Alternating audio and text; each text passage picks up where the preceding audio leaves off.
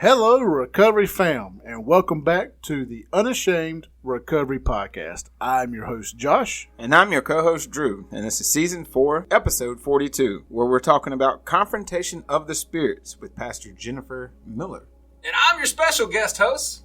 I'm Palmer. Today's episode, we're taking a deep dive looking at spiritual warfare, inner healing, deliverance, all from the Abiding Free course. So, without further delay, roll that intro. The Unashamed Recovery Podcast.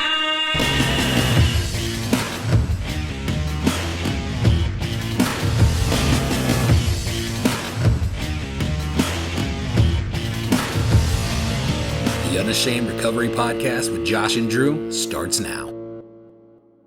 Here at Unashamed Recovery, we believe that there is healing in the story of our scars and that it is okay to not be okay. It is our mission to break the shame and stigma of addiction in recovery by sharing real stories of real addiction from real people in real recovery and real sobriety. And you know, when we're not sharing those real stories, those testimonies, we like to bring you recovery topics straight from a biblical perspective. That's just like today's episode, taking a look at a familiar or maybe a not so familiar recovery topic and looking at it from another angle. Today's episode, we are looking at spiritual warfare and inner healing and deliverance. That's a lot. That's a mouthful. Confrontation of the Spirits. This episode comes after, I reckon you would say, some intervention from the Holy Spirit, because this episode is a product of our good friend Palmer and also comes from Nikki, who I saw in a matter of a week, both of them talking about this one thing on Facebook. And it led me to our guest today, Miss Jennifer Miller. She's got a PhD in psychology, and she is a counselor, and she has a master's in divinity. I can't believe I remembered all that. She does this course, for lack of better words, at the Point Church in Brandon called Abiding Free, correct? Yes. Man, I am on a roll today, Drew. Don't stop me now. Anyway. I'm surprised you remembered her name. I'm horrible with names. You're right. It is surprising. So, Jennifer, it is so glad to have you on the show to talk about this, because I'm pretty sure there's a lot of people out there in the recovery community, the faith recovery community, that is so much like myself, where we are not educated enough on this topic. And after hearing Palmer talk about this, and after seeing Nikki post about this on Facebook, I think it is time for us to dive into this, to break this down, and to let more people know about it, because me and Drew and some of our listeners come from that Celebrate Recovery background, and I'm pretty sure that this course, as we were just talking about, kind of steps off of Celebrate Recovery as a foundation and builds upon that. And so for our listeners, let's just go back to what we were talking about earlier. This course, Abiding Free, is about spiritual warfare. Kind of tell our listeners, what is spiritual warfare? So spiritual warfare is something that is addressed in every book of the New Testament. It is a part of the Christian walk, because we recognize that there is something else happening besides what we can perceive with our senses. There is something that is happening in the spiritual realm right alongside what we can see, feel, hear, taste in the physical realm. And it's easy for us to focus on the positive side, where we recognize the Holy Spirit and we recognize angels, and we know that there's a heaven, and that, you know, there's the positive side of the spiritual realm. But we also know from Scripture that there's an enemy to the Lord. There is a whole other side of that warfare, of that battle, that is working to circumvent the will of God, that is, as Paul wrote, prowling around like a lion, just waiting to pounce and devour. I think especially believers, because, you know, Christians are the ones who beget more Christians. And so if we're going to spread the gospel and bring people to Christ, then of course the enemy's going to want to interfere with that and disrupt that. And so if he can either get us distracted, make us back down because he's scaring us or overwhelming us, or I've also seen just the deception that takes place within our culture creeping into the church, where there's some Christians who, they don't even know if they believe in things like demons. So it's a reality to me as far as our Christian walk. And so much in today's church culture, we're getting away from biblical truth. We see so much on social media and just all over of churches preaching things from the pulpit that is not biblical. Absolutely. And so most definitely, spiritual warfare, is one of the things. I talk about this not a lot, but I talk about, especially in our men's open share group at Unashamed Recovery, about how my recovery and spiritual warfare has a direct connection. But I want to pause right there, because we were just talking before we hit record, and we were talking about demons and Christians. Drew, what do you think about that? Before I go into what we were just talking, what do you think about it? As far as spiritual warfare and the demons and Christianity. I feel like that is definitely something that most Christians face, and they don't even realize it. I think it happens right after we decide to turn our lives over. I think that we face our greatest battles as soon as we get baptized, or as soon as we decide we want to get saved. There's a lot of things that are trying to drag us backwards, but God's fighting the battle for us. But at some point, we got to realize that we have to fight too. And I think that a lot of Christians kind of just say, well, that's just the way the world is, instead of saying, hey, well, I could be the change that needs to happen in the world. Hey, y'all know my favorite slogan: if nothing changes, nothing changes. And I think that, this is something that really opens up my mind as far as a different method for healing. I think a lot of people don't have a lot of inner healing. I think they have inner healing. I think they find a Band-Aid to inner healing, and then they kind of ride that Band-Aid until it falls off, and then they're right back in another cycle. You don't go to the root. Yeah, and that's same thing with addiction. And that's why a lot of people end up going back. They don't invest enough, and they end up going. That root never gets taken out, and so it just kind of grows back. Yep. And I think that's spiritual warfare is definitely important. Yeah. Definitely important. I think I fight a battle on a daily basis, as far as dealing with anger and some other things. Matter of fact, I was talking to Josh about that before everybody pulled up. Was the fact that, I'm having some issues, and it's just with anger. That's the one residing thing that I just cannot shake for some reason. And so I'm definitely interested in hearing more.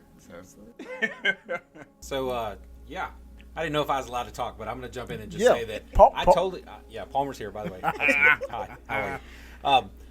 I totally understand that, and as somebody who has been through the program, I can completely confess I did not understand until going through this just how much a spirit of anger can be on you, and you just kind of you kind of think, and maybe it started out as a generational curse. Yep. You picked it up however you picked it up, but the fact is that it gets on you, and it resides, and it stays. Yep. And until you address it the way it's somebody like Jennifer, you can't wash off. That's right. Until you address it with somebody, or the way somebody like Jennifer does, man, I can't tell you how just right it feels once you go through the abiding free class. I mean, and then session. It's just absolutely. Ladies and gentlemen, we're now a 3 co-host podcast. You're hearing it for the very first time right here. I'm retiring after today. So to backtrack just a little bit, and then we're going to come back to what Palmer was just talking about. So just a few minutes ago, we were talking about how demons and Christianity, because we started that topic, and I don't want to get away from that too much without addressing it. I've never been one to think that a Christian can have the demonic attachment there, because if we're under Christ. So to go through this is going to be huge for me, because I want to. I never denied it. I've never had any other teaching. So I'm very eager to go through this and to listen and to learn about this. So to go back forward to what Palmer was talking about, everything that we're talking about today is from this abiding free. Just tell our listeners, what is this program that you're teaching at The Point in Brandon, Mississippi? When it comes to abiding free, it starts out with a 3-week class. And that 3-week class is an introduction to what is spiritual warfare. And the way that it's designed is it kind of works like a funnel, where for people who've already had some background, some understanding, the first lesson is probably things that they've heard before, but with each of those lessons, it gets more and more specific. So when we talk about the armor of God and our role in spiritual warfare, that's lesson 2. So that's where we're going to be in Ephesians 6. We're going to talk about what does that look like? What does that mean? And then in the third lesson, we get even more specific about what are these enemy spirits? How do they have the ability to afflict Christians? What does that look like? What does that mean? So that in preparation for receiving then a ministry session, which is then one-on-one one-on-one as far as you're the only one there receiving ministry. There's a leader, whether it's myself, there's also a few other trained leaders, and then we'll have 1 or 2 intercessors in the room. But it's all about you and going through, and we do it in 2 parts. That's why we call it inner healing and deliverance. Is we start with inner healing. We start by praying and binding up everything. In this first part, we don't want anything from the enemy intervening or interfering. We want to invite the Holy Spirit to guide us to those places where take us to the root. So whether it's processing a memory, whether it's working on forgiveness, whether it's inviting the Lord to bring peace where there's just something unresolved and lacking peace, and that can take 2-3 hours. I've had some people where it takes multiple kind of 2-3 hour sessions just to get through the inner healing. It just depends upon your pacing and your background. Gotcha. And also how much healing you've already done, already through maybe other counseling or Celebrate Recovery and things like that. But once we, get through the inner healing, which I like to compare to EMDR. It's very, very similar for anybody who's familiar with EMDR. Let's pause right there. For those that are not aware, what is EMDR?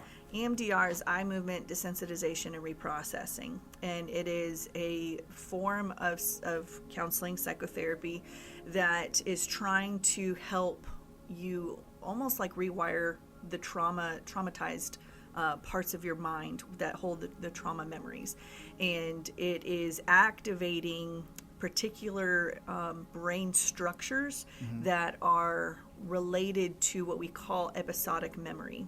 Episodic memory is where you store your experiences. That's not the part of your memory where you store facts like your social security number and your address and things like that. Completely different part of the brain. Completely different part of the brain. And so would this be like trauma release? Yes. So I've seen some people go through like a physical trauma release with like massage, like do like the yoga and all that kind of stuff. Not really into so much yoga. I reckon, for lack of better words, we'll go with yoga. But they go into these, like a posture, and it gives them that trauma release, like a physical. Like are you talking about psoas release, like David Berceli trauma release exercises? It may be. My ignorance on this. Sits in the center and like you roll your body around. Well, from my experience and my training with David Berceli's model of trauma release therapy, which I've also done as a psoas release method, where you can use similar like yoga postures in order to activate the psoas muscle in order to basically shake. So, when we're scared and we're startled and we have that tremoring, we've socially conditioned ourselves to suppress that. But if you watch a child, if you watch a dog, they shake out their trauma, but we suppress it, and it gets stored in places like our psoas muscle. And so there's 2 approaches to trauma. One is top down, where that's your traditional cognitive behavioral therapy, where you're just going after thoughts. Whereas you have the bottom up, which is what you're talking about, where you're actually trying to get into the body. And EMDR is considered a part of that bottom up type therapy, because you're trying to go into the spaces in the actual brain, where because you're trying to get more into the limbic system, the hippocampus, the parahippocampus. And from my understanding of what I'm doing in inner healing, it's the same thing, but instead of you having your eyes open and following my finger or a pencil, I have you actually close your eyes, and we find Jesus, and we invite Jesus into those mental pictures. Because the past doesn't exist anymore except for the mental pictures you have in your mind and the emotions that are contained within them. And so if we can bring that mental picture up, and I even tell people, you don't have to relive it. We can pause it. But if you act, what we're doing is we're going to that part of your mind that is holding that trauma, and then we're inviting Jesus to step into it. That's interesting. Because, so many times that, you hear about people doing some inner work and some healing, and they start thinking about the trauma. They end up almost reliving every aspect of it, from the pain, the fear, where everything they felt. Matter of fact, I have. I do some, go to therapy myself, and then talking to my therapist about some of the things that I've experienced, it was just like I was doing it all over again. And it just put me back in the same, I don't know, it was almost like I'd made so many advances forward that just kind of took me all the way back. And so I had this big gap that I'm looking at of where I was for a second, but now I'm sitting here at 12 again, looking at the same kind of issue that I was at 12, not knowing how to deal with it. And that's why we do it the way we do it, because I actually address the child in the memory. And I will speak. So I would speak to 12-year-old Drew, and I would say, so what is 12-year-old Drew like? What are you feeling? And I would say, where's Jesus in this moment? Because what we're doing is we're healing your quote unquote imagination, because your imagination is basically just the part of your brain that allows you to pull your pictures back up. Right. You're not, so we're not playing pretend. We're actually ministering to the images in your mind, and this image in your mind, there's still a piece of you that feels 12 years old. And if we can find Jesus and invite that 12-year-old to give that pain to Jesus, or to, receive the peace. So that's why it's so important, because that part of you that needs to forgive and release is still 12 years old. Right. You today, you can decide in your mind that you want to forgive, but there's still a piece of your mind and your heart that hasn't released that debt and allowed Jesus to make you whole. Because that's what forgiveness is I have a debt. Somebody did something to me. They owe me, but we can't go back and undo it. So the only one who can pay that is Jesus. And he died on the cross to pay for that debt too. And so if I'm willing to give Jesus this debt that this person can't pay back, Jesus will make me whole. And I will speak from my own experience, the trauma memories I had to process through my own inner healing and deliverance. These are memories that were so triggering that my mind actually created a phobia to protect me from even getting close to those memories. That's where I am right now. Okay. So the one thing that gets me, and this is a random one, snakes. I was 10, and I know this shouldn't be a session in the middle of the show, but you said that, and that just kind of jogged this memory, of me walking across a snake. It was about an 8-foot rattlesnake. At 10 years old, now I'm deathly afraid of snakes because I watched my dad's reaction to that. He was just he freaked out, and so that's what I live out every time that I see another snake. So now I have a phobia of snakes, right. And it's that but it's protection. It is. I feel like I'm protecting myself by keeping myself away, but there's so many aspects that I do that in, I have social anxiety because I don't trust people, in a nutshell. And so it's just always, I find myself in group settings where I find myself distancing myself. Sometimes it's verbally, sometimes it's with that little bit of anger, that little bit of push off. But, you just find yourself doing these things, and it's a phobia that we've created. Wow. Yeah.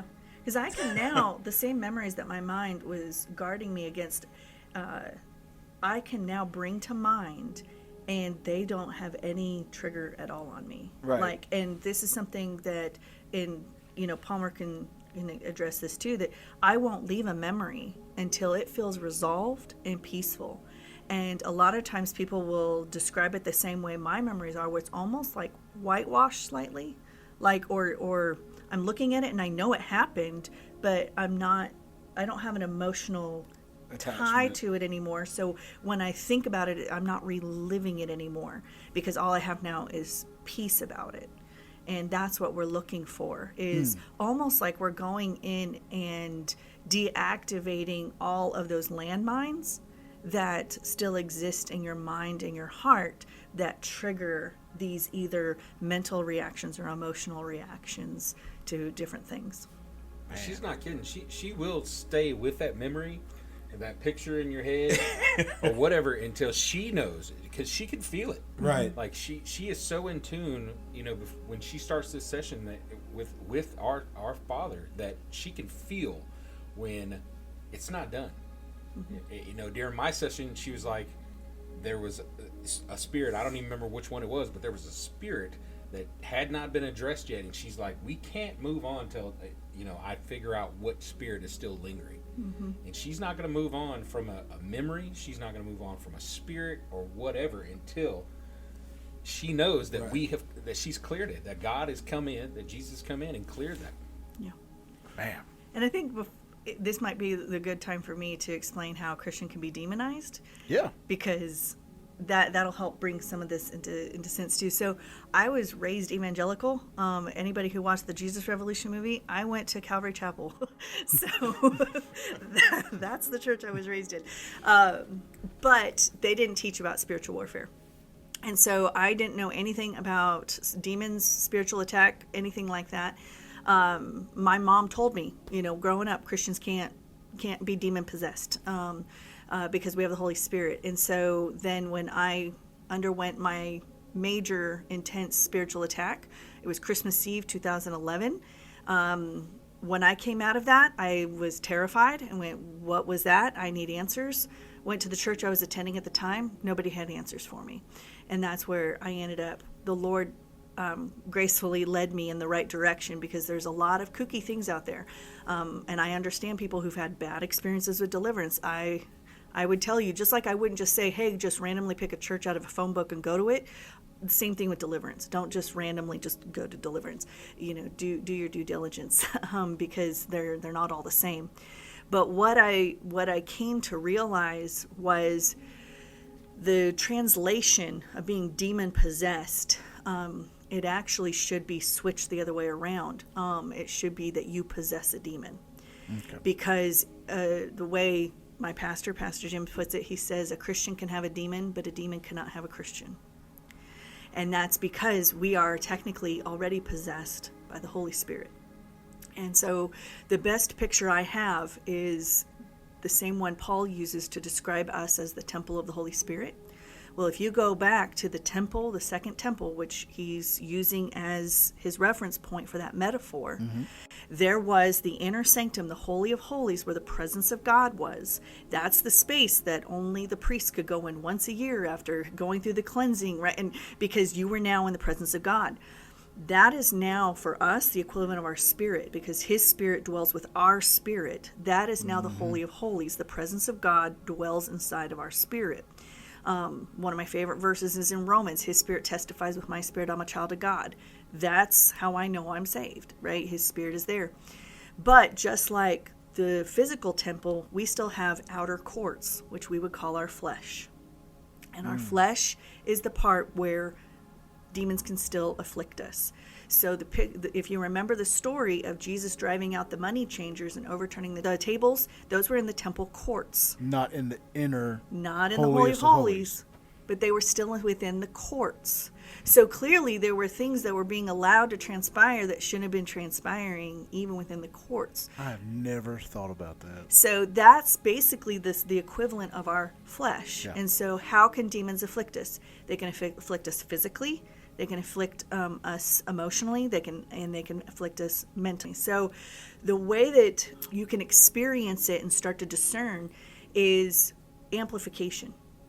When you know you're overreacting, when you know that you're feeling more anger or more fear than is warranted, that is proportional to the situation or the trigger, that's usually a sign that there's something there that's ramping you up. Another one is honestly self-talk.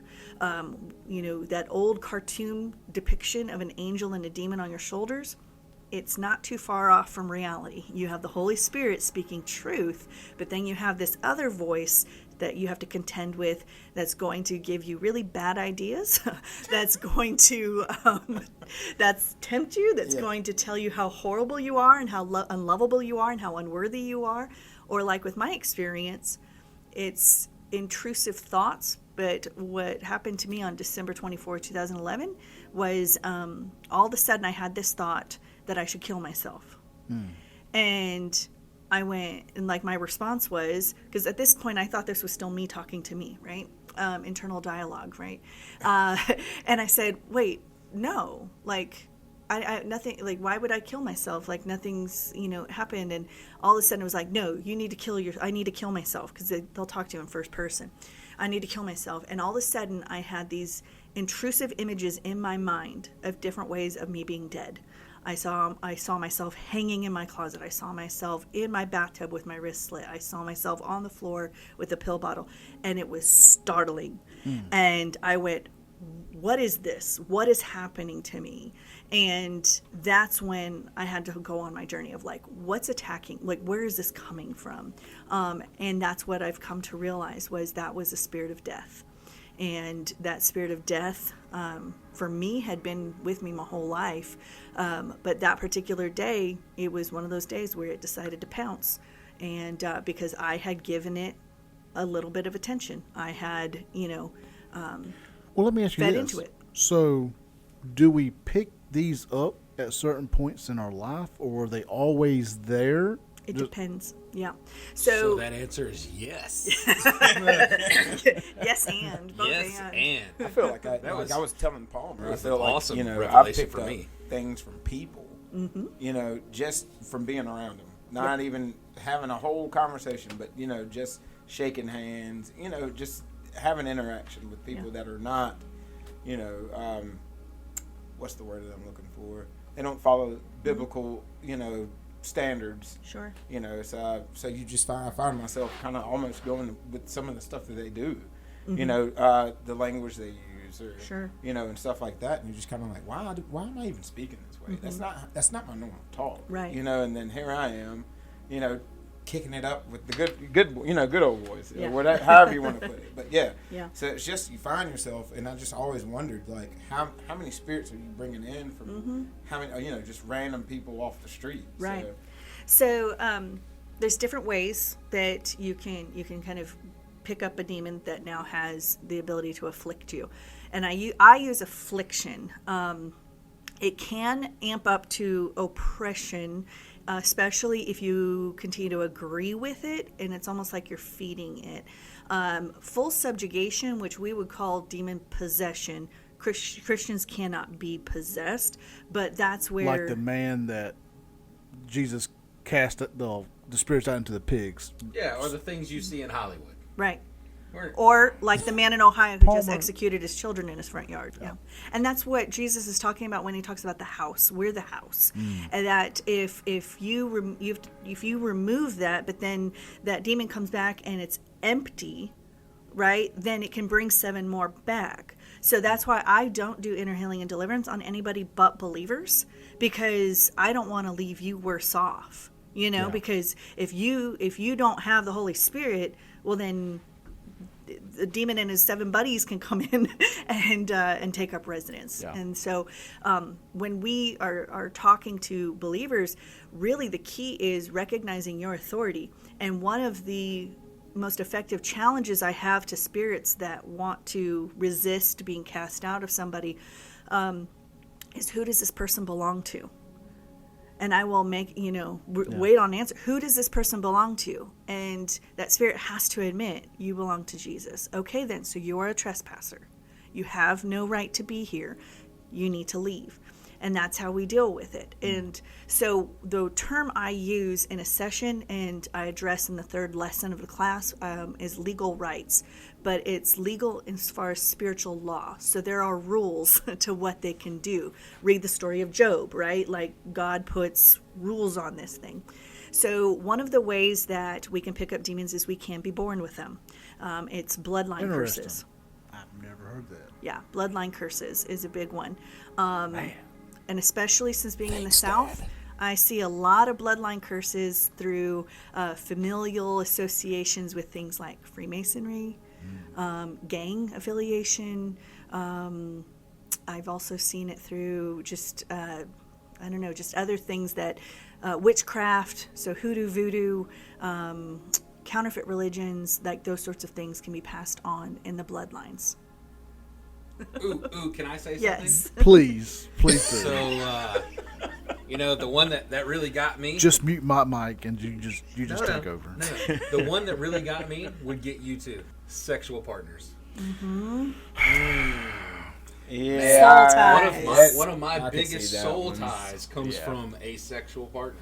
And somebody I literally spent 10 years off and on with. And I needed to, even though we're still friends, we didn't cut that tie off of the friendship. There's a healthy friendship there still with me and her.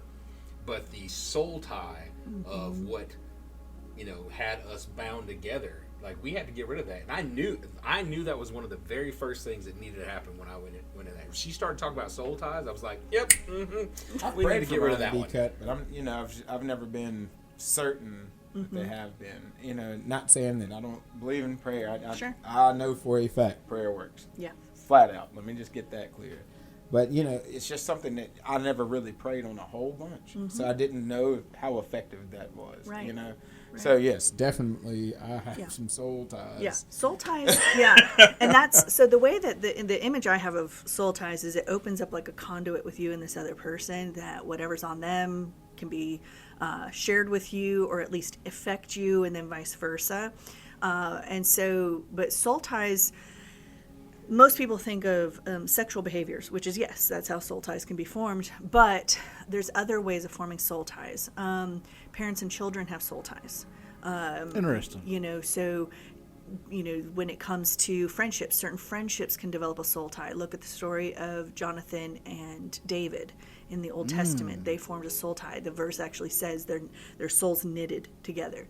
And so you can form a soul tie through submission, to authority, through commitments, agreements, that sort of thing. So it's where you are getting that soul Palmer, deep connection. And you're trying to make it all about sexual relations, Palmer. And that's probably the quickest way to do it, though.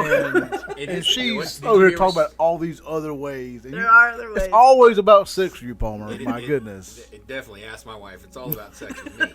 But I'm just saying, like, that's something that I related to the most, and I know that you can relate to the most, because our stories are a lot alike. Yeah. You're welcome. Well, so, and I know we've kind of gotten off a little bit, but how would a person know if they have gotten a soul tie to somebody? Is there I hate to throw out the word, a symptom. Right. But it's almost copied behavior, isn't it? Mine's a tick. No, it's usually you can sense that a soul tie is there because there's this connection that you feel. It's a deeper kind of connection. It's an awareness. It's almost like an attunement, like you can still be attuned to them. And those soul ties can, be weakened over time and things like that. But until they're cut off, they can still be kind of an open source of things where, let me share this. So my mother-in-law, she passed away. This August will be a year. And my husband was the one who went with her when she went in and out of the hospital many times over that year. And I started to feel off. I started to feel like almost kind of confused at times, or at least just bothered by things. And when I sat and talked with him, what it was is I was vibing it off of him, because he actually, in and out of the hospital and doing all these things with his mother, had picked up a spirit of death, but also a spirit of chaos. So I was vibing off the spirit of chaos in particular, and it was through the soul tie that I was feeling it. And so there's times where you may have an open soul tie that other person may be going through something or afflicted by something, and you start to feel off. You start to feel something, and you may not recognize it. Now, I was able to, because it's my husband, and I'm, seeing it, but yeah, until he actually went in and talked to the pastor, and the pastor's the one who helped get rid of the chaos and the death, and I felt it as soon as that chaos left. It was like the soul tie got cleansed. It was like, whoo, okay, that thing's gone now, thank you, because I just didn't like that feeling. So it's interesting, very interesting. And also I want to ride to my back right now. I also want to make mention. I am the spirit of chaos. Thanks for having me on the show. It's just sleeveless shirts. So are we changing from the happy American to the spirit of chaos? I like that. I like that a lot. The spirit of chaos. Are we doing Nefarious 2.0? Like, part 2?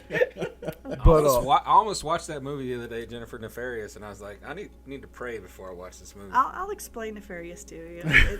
It's actually one of the best, most accurate it's movies interesting I've that seen. you said that though. So how much do we get from music, from TV? Because people live that. That's another thing. Like for me, I had a spirit of what spirit is it of pride. My spirit of pride came from performance.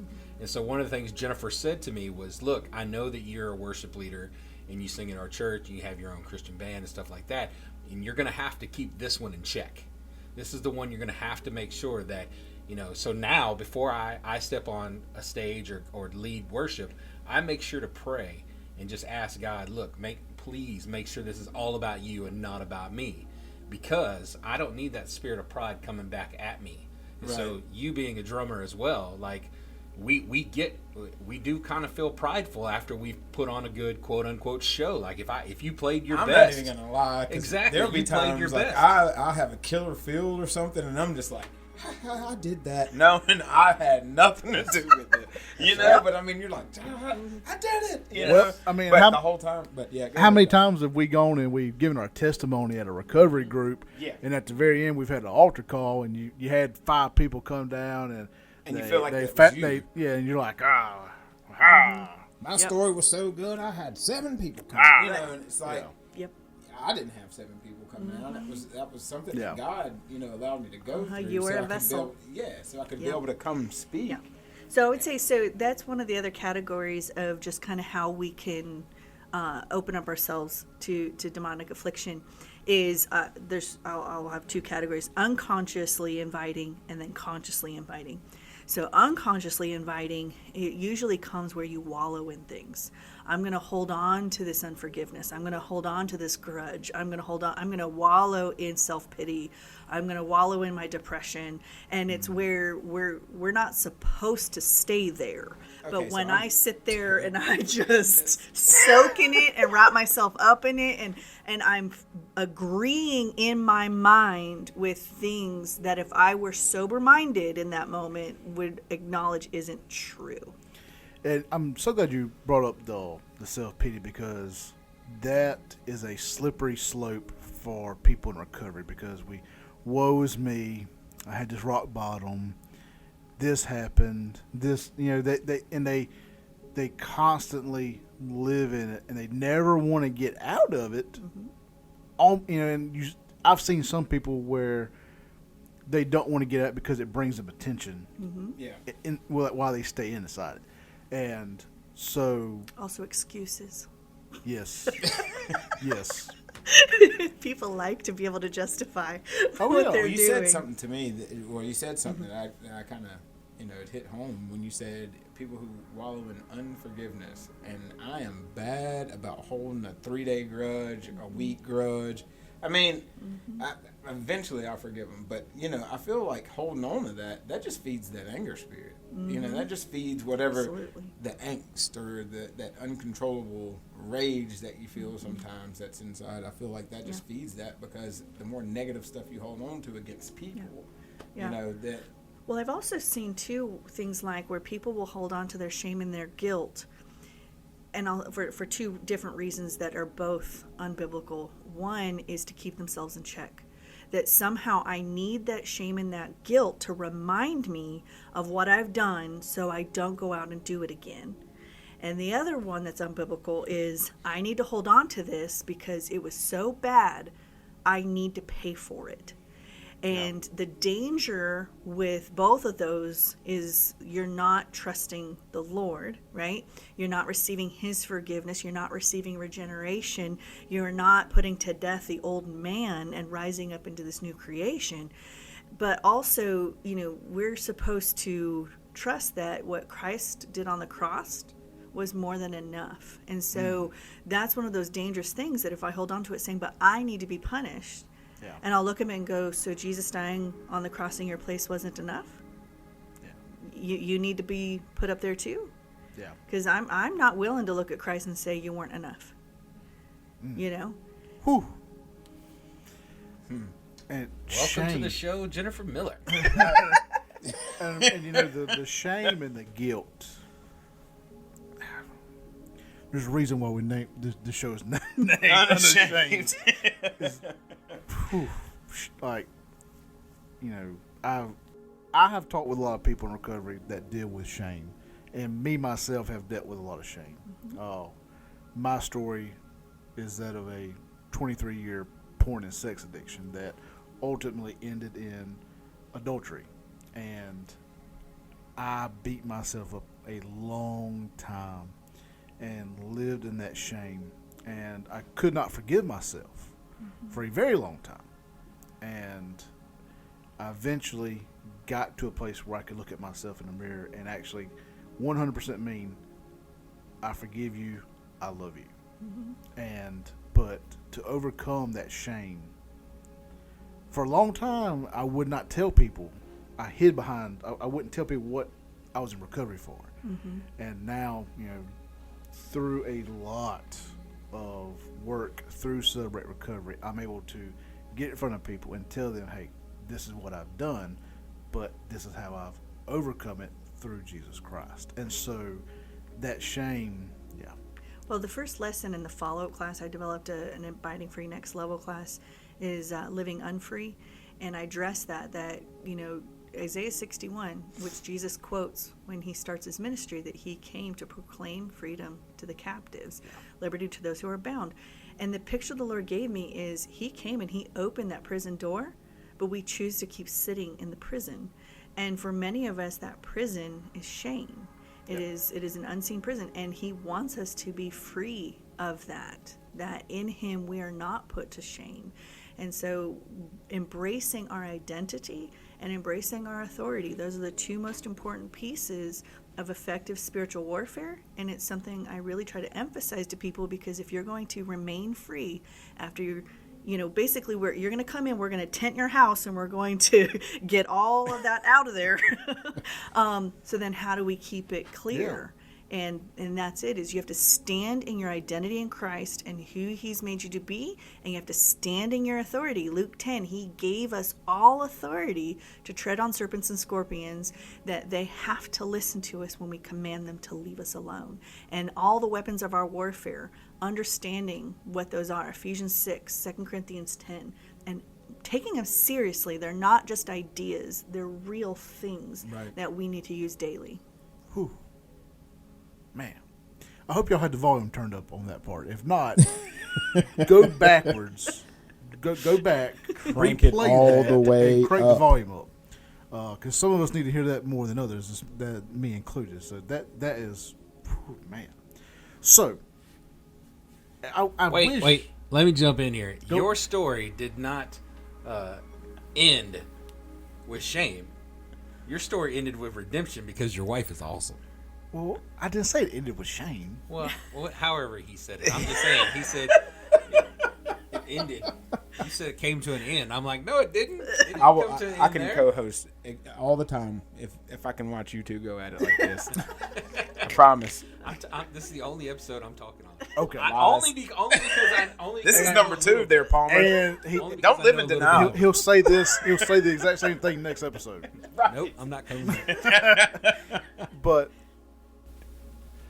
yes, my story ends in redemption, for one, through Jesus Christ, and also because my wife is awesome. And I tell people, because I've had so many people come to me who are in a similar situation that I was in, and their wives, me and my wife stayed. Me and my wife are still married. We're about to hit 11 years. We got 3 daughters.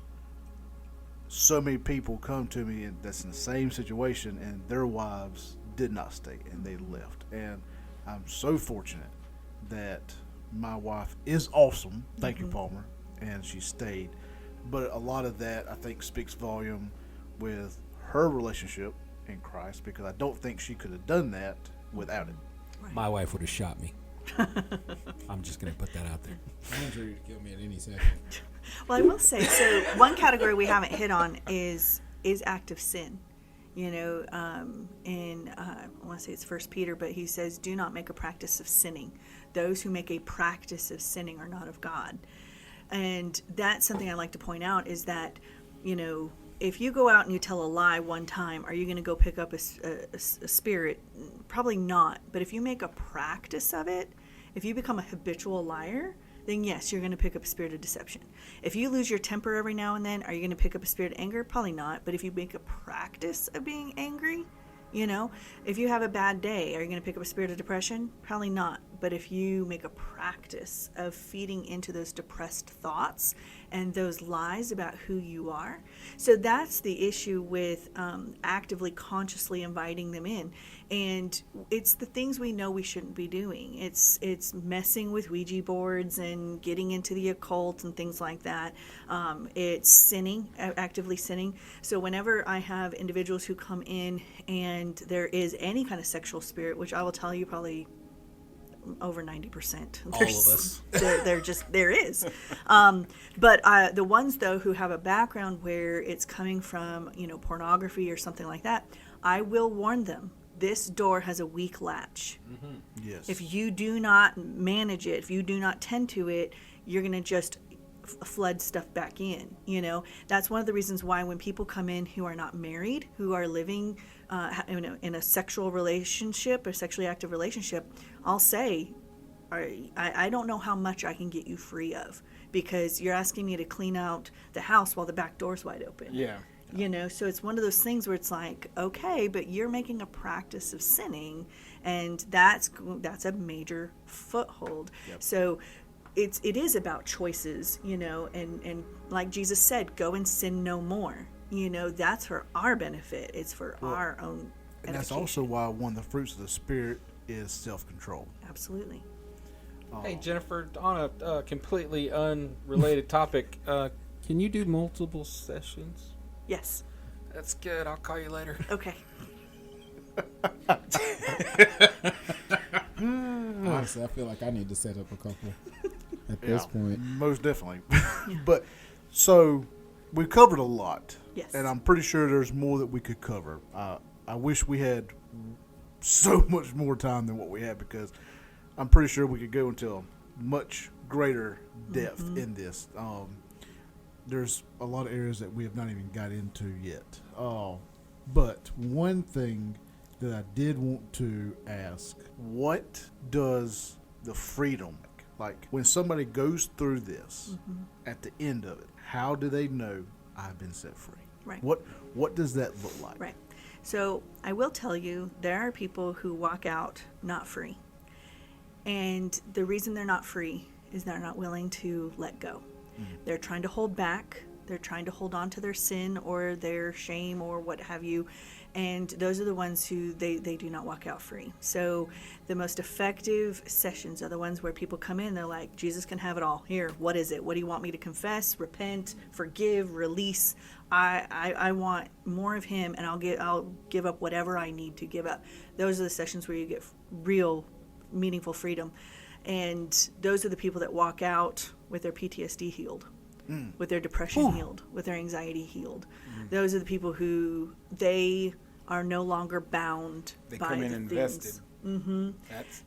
That's the whole, you know. And I think we had a show a couple of weeks back where I was talking about, like, if you don't invest into something, then you're not going to get what you're looking for out of it. You know, like a lot of people, they go into these weight loss programs, but they're not really invested in it. You know, they want it to be this quick, easy fix kind of a deal. Like, oh, well, you know, I stopped eating this and now I should be 20 pounds lighter the next day. That's not how it works. You have to invest in. Why'd you look at me when you said weight loss I just program? looked over. Well, you are kind of big where just anywhere you look at Palmer. That's true. That's true. Well, I will say, though, feel the ring, sir. For me and for many people who've given me that feedback, your mind is quieter. I used to have this inner critic that just wanted to narrate all my mistakes, all my shortcomings, all my weaknesses. that voice is gone. And what I tell people is my goal is that the only voice left in your head is you and Jesus. And that right there is worth the price of admission. Mm-hmm. Yep. So Peace. you'll walk out feeling lighter. You will walk out feeling peace. Memories that you used to avoid like a plague, you can now pull up in your mind and say, yes, that happened, but then God. And it no longer bothers me. It's a part of my story. Right. But it's really for his glory now, because he's redeemed me from that. And so it's a lightness. The burdens are gone. But here's the thing I try to warn people. This isn't a magic bullet. That what happens now is that verse that says, take every thought captive and submit it to Christ. It's now possible. That verse used to stump me. I'd be like, what are you talking about? How do I take all these thoughts? How do I do that? You can now do it. You can now grab those thoughts, those mental habits, and they're so much easier to retrain. CBT would now actually be a lot more effective, because you're now just contending with your own mental habits, and your mind is actually highly trainable. It doesn't take many times of redirecting your actual mind to tell it this is not what we're doing anymore. Whereas if you have a demon that's there, that's sitting here feeding it, amplifying it, activating it, Basically it's creating it's a neuro very blocker. difficult to do, It's because almost like a little neuro blocker that says, all right, well, this is your limit, and that's where you're going to stay. Yeah. You know. Absolutely. I think Palmer has something to I add. just want to know, am I the only one sitting here listening wondering what CBT is? Because Cognitive behavior therapy. Oh, yes. I guess I am the only one here. So. Well, and I'll tell you this, Thank you. is cognitive behavioral therapy has become quote unquote evidence-based preferred treatment, especially for insurance companies. In a lot of ways it is helpful. In a lot of ways it can do things, but as somebody who has 20 years of clinical experience, it also has its limitations, and that's why I ended up, exploring and becoming versed in inner healing, even if I don't do the deliverance, even just the inner healing, because well, let me put it this way. So cognitive behavioral therapy, it goes after your thoughts, right? And your thoughts are produced by whatever you believe, your belief system. Well, beliefs are formed one of two ways, either information, data, or experience. That's your semantic memory and your episodic memory, right? Well, if I have a belief that, say, I'm unlovable, right? And that's going to produce those thoughts that torment me. Well, why do I have this belief that I'm unlovable? Well, because I was rejected. I was rejected by a parent. I was rejected by peers, whatever it is, right? I have this history of rejection. That's stored in your episodic memory. So if I come at you with data, with information, that's not going to change, because that's a different part of your brain. That's not going to replace and fix the belief that came from experience. It's why people can know one thing is true in their head but feel something different in their heart. Yep. That's another symptom of it, is when you have this battle between head and heart. And that's what this is meant to do, is go into that place and actually bring healing and integration.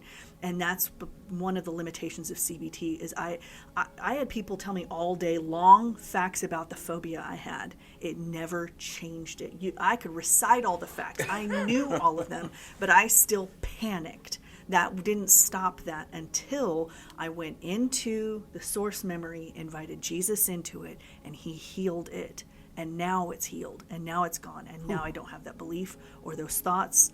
And it was Jesus that brought the healing down to its root and replaced it with truth and gave me peace. As a CR rep, Josh, maybe you should start adding inner healing into the CR programs. Hey, I feel like us recovery people, we could really use. Sign me this. up. Well, and I mean, I feel I'm like serious. so many sober recovery people would do so great, because we've already done the groundwork. Well, I'll tell you, we've started having Rankin County Jail bring trustees who've gone through CR, and they're now coming for sessions, and they're some of the most powerful sessions, because they're like, I got nothing. Here, you can have it all, and it's amazing. They're just so hungry to be free. Well, so let me ask you this, and just for people listening and for myself, these sessions, are they in a group? Is it a group going through this, or is it just a one-on-one? Yeah. Because I know you touched on that a little bit earlier. Sure. But it wasn't much. Yeah. So the format that we use is, like I said, there's 3 lessons, and that need to be done before doing a session.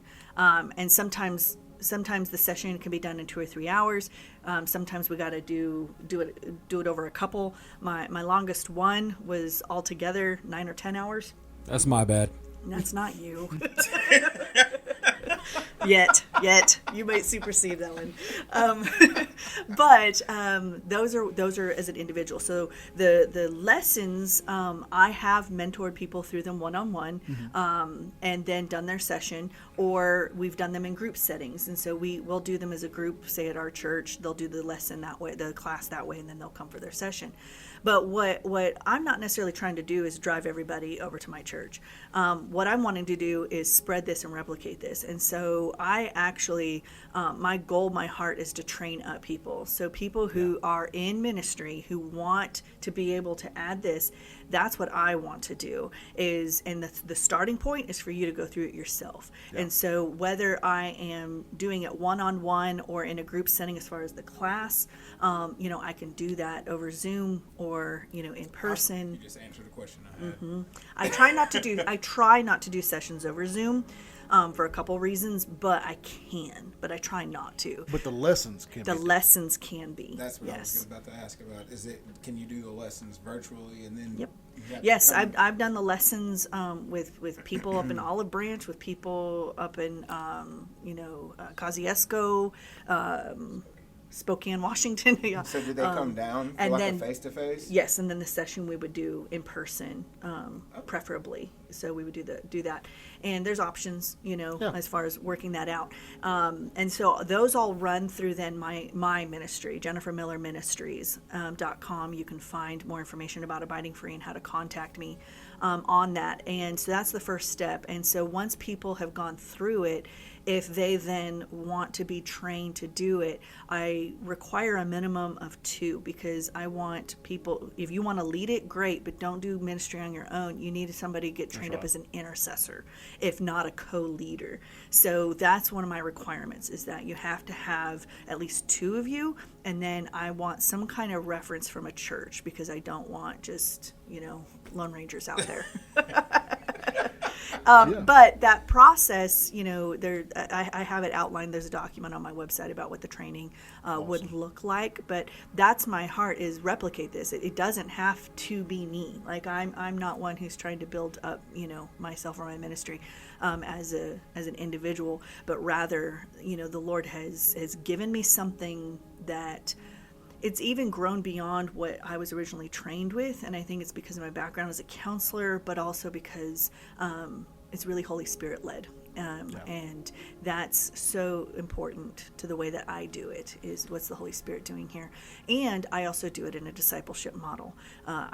The first 3 years I did it on my own in Arizona. I did it. It was just me. I did them one and done sessions, and people struggled to walk it out and maintain it because they didn't understand what it was.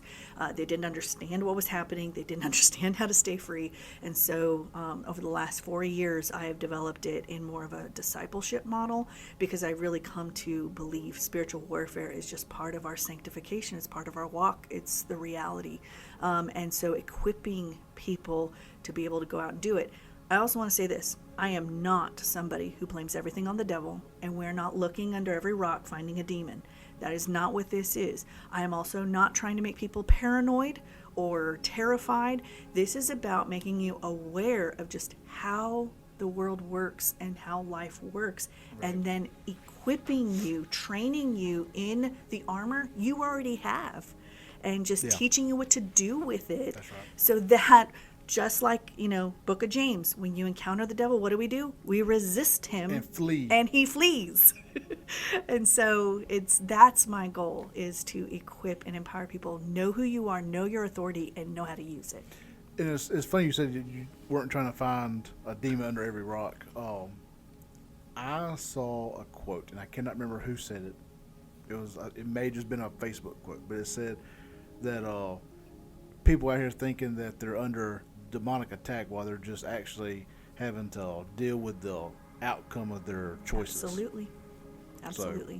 So, I just want to say that, like, for me personally, it gave me anxiety.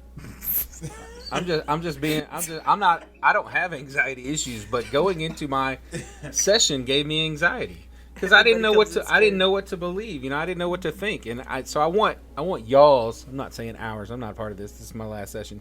I want y'all's listeners to understand that this should not be something that feels scary. This should not be something that you're too afraid to go do, because look, the Bible told us that we are soldiers in God's army. We sang the song as children. You know what I mean? And so all this is doing is teaching you how to use, is training you. You're a soldier. You need to be trained. Yeah. And Jennifer was trained to do this, and now Jennifer is wanting to train others to do this, because we all need this, whether it's because we're in recovery, or we're baby Christians and we're just starting the walk. This is a great thing to have, because it basically is trying to erase your past and start new. Am I right, Jennifer? I mean, that's kind of what it is. I mean, that's why you feel fresh. If you walk in and you truly give it all, and you're completely open to everything that you're about to go through, when you leave there, it's like it's like being brand new. It's a feeling. You are now a baby Christian again, basically, or a baby, but but with the knowledge of, okay, all the things that we read in the Bible, man, this was true, that yes, there are demons all over the place, that we are in a spiritual battle, but finding a way to discern whether or not it is a spiritual battle, or you just didn't put gas in the car, Yes. Right. The devil didn't make you run out of gas. You just ran out of gas because you didn't put gas in the car. I will agree, though, that remember that God, Yahweh, our Father, He's the creator. So the enemy, no matter where you're talking about in the pyramid of the hierarchy of the enemy forces, none of them can create anything. They can only counterfeit. And so that's something to remember with the enemy. He has to trick us. He has to deceive us. He has to make us afraid, because that's where he gets his power. And so a lot of what we encounter, especially when we do get into the deliverance part, the ones who do want to push back, most of them at that point are too weak, and we can make them go really easily. They'll bluff. They'll bluff. They'll try to just scare you or what have you into thinking that their lie is still true. But it's super easy to push back on, because we have those weapons. And I have found, not 100%, but most of the time, and I can't remember, Palmer, if your session was, if you can contend to this, but most of those demons, when they are identified, when they're called out, they're like 12-year-old boys. Yeah. So mine are definitely 12-year-old boys. I end up talking to them like a mom. I'm like, we're not doing that. You need to knock it off. Stop. And that's a lot of how I'm talking to them. Is wow. I know my authority, and this is something I tell people. I don't have any more authority than you do. I just have more practice using it. So people watch what I do and they think they can't do it. Right. I just have more practice with it. We all have the same authority. And you have to be a Christian to have that authority. It's Absolutely. Just like Jennifer. What is that story where the Sons of Sceva? Yeah, where he's like, I know Jesus and I know Paul, but I ain't got a clue who you are. So, I remember that. If Jennifer didn't have the authority that she has, just like we all do, they would laugh at me. They wouldn't do it. Wouldn't matter. They would just laugh. Yeah. And mine all like to say no. By the way. Yes, they did. They all said no originally. It's just like no. And Jennifer's like, go. Okay, fine. Of course they all said. I did a lot of laughing. I'm going to go ahead and just suggest, if you ever decide to go mainstream with this and get commercials done, have Palmer do your commercials. I had anxiety. That is a perfect way to sell the program. I had anxiety about going in there. Now I don't. Now it's gone. Ladies and gentlemen, when you come into abiding oh my gosh, you may come in with anxiety, but you will leave free. That's right. Please go to JenniferMillerMinistries.com and sign up for your session today.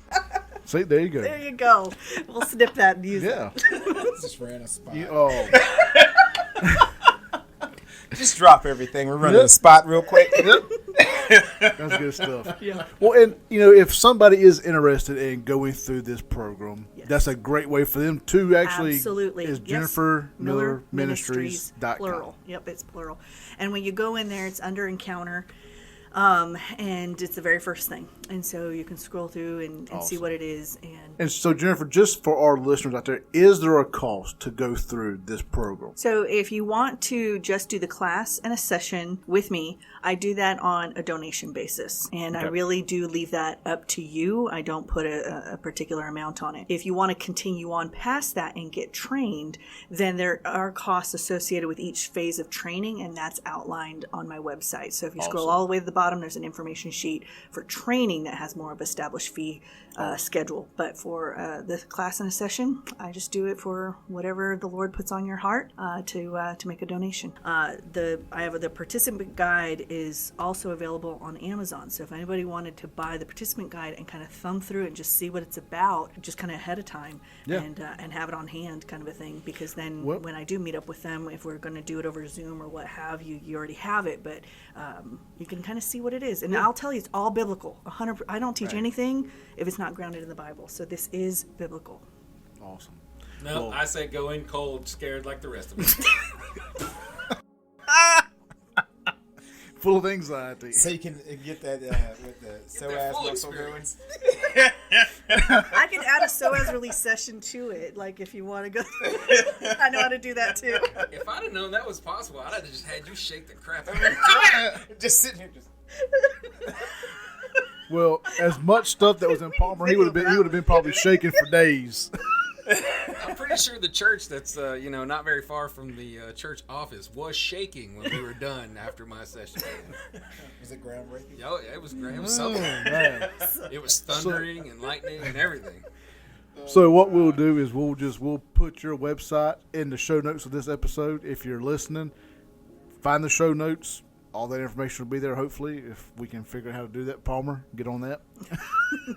And we'll try to link the book on Amazon. We'll have that in there, too. So y'all be good to go, and you can start looking through that and prepare yourself if you want to go through that. Or if you also want to teach this course, you go through it first, and then you can kind of start spreading it yourself. And I'm assuming all that's on the website as well. It is. Yep. Awesome. Well, Jennifer, we are out of time.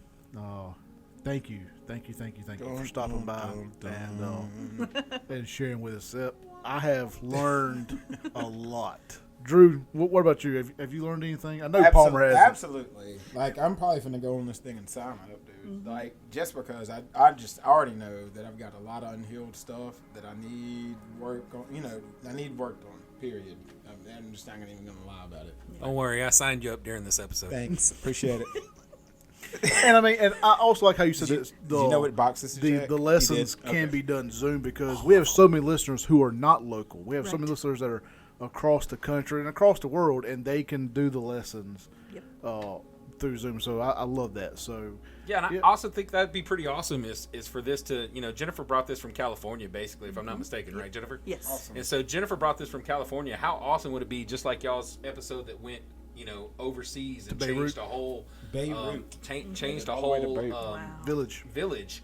How awesome would it be for people to go through this program and then take this all the way across the world and just help change people who are suffering just like we are and don't realize why we're suffering. Yeah.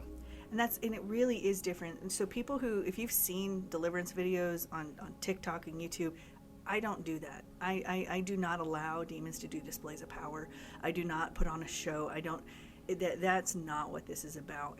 And my own mentor, she said, if it's not loving, it's not Jesus. Right. And so what we do is loving, and nothing's going to happen to you against your will. Like nothing, you're not going to be flopping on the floor. Your head's not going to turn. Your head's not going to turn around. You're not going to climb up walls. No, it's none of that. It's none of that. So put all the Hollywood stuff aside. Ignore the social media.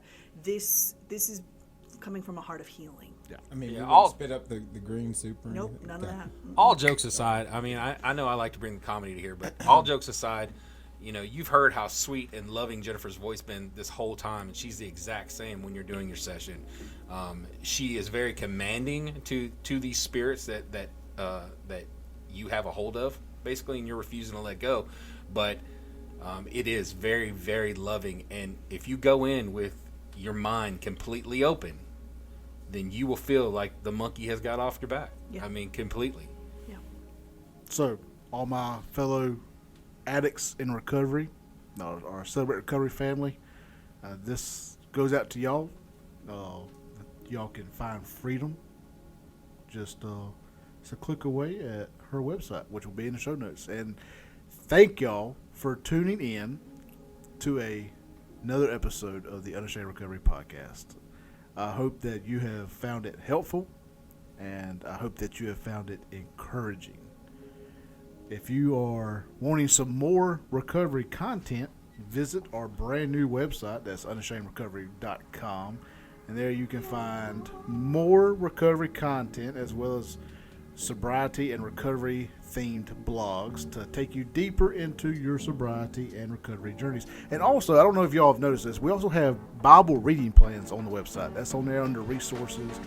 You can find all kinds of good stuff over there.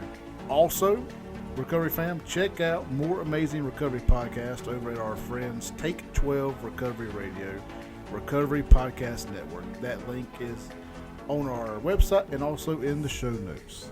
That's all for this episode. Remember to stay sober and above all else to keep on 12-stepping as you stay unashamed.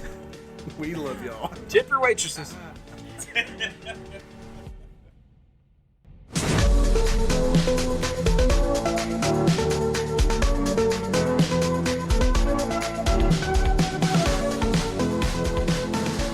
Unashamed Recovery Podcast is heard around the world in over 42 countries, including over 780 cities in the United States. People around the world are hearing the message of hope of recovery from addiction, and that's because of listeners like you who donate, but also because of our sponsors. Local sponsors like D's Automotive in Meridian, Mississippi, serving the East Central Mississippi and West Alabama areas for over 42 years. D's is a name you can trust when it comes to your vehicle. For all your complete car needs and service and towing and car locks, that's D's Automotive. Go by and see Miss Jeannie, Mike, and the boys at 5024 Poplar Springs Drive. That's 5024 Poplar Springs Drive in Meridian, Mississippi. Or give them a call at 601-482-1800. That's 601-482-1800. And tell them that Josh and Drew sent ya. Unashamed Recovery is also sponsored internationally by Sober Life Love, a sober dating site made for the sober community. Are you tired of the dating scene revolving around alcohol and drugs? Do you want to find someone who shares your commitment to a sober lifestyle? Look no further than SoberLife.love. The Sober Life Love platform is specifically designed for individuals who are sober and seeking a partner who shares in their same values. Whether you're in recovery, prefer not to drink, or simply choose to live a sober lifestyle, we provide a safe and supportive community for you to connect with like-minded individuals. With our advanced matching algorithms, you can find compatible partners who understand your journey and respect your choices. From sober activities to meaningful conversations, our dating service offers a variety of ways to connect and build relations. SoberLife.love is the new way to connect with people who understand and support your journey. Join today for free at www.soberlife.love. That's www.soberlife.love.